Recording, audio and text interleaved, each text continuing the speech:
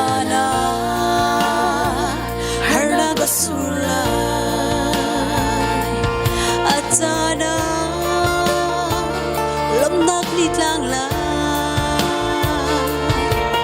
Sise zay chilman ni sung sali na mun lai lo Hoi dang zong Rona kampani Lay harna Alwat vel hay lo Kan kwa thot na kulay su Du kilo na kasita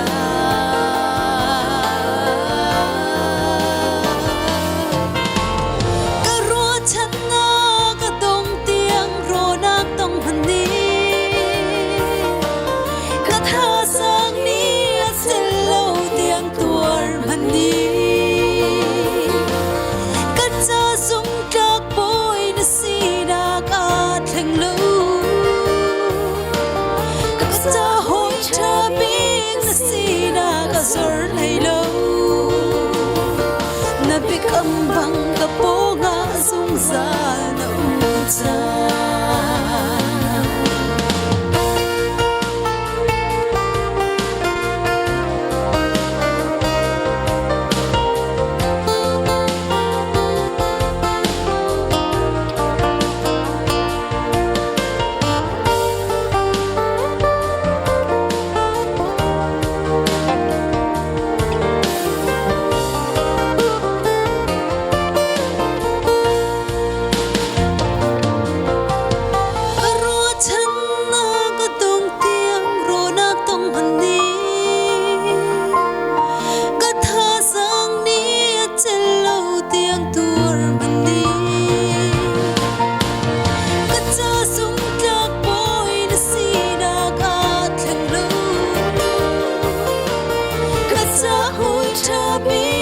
Sira kasor halo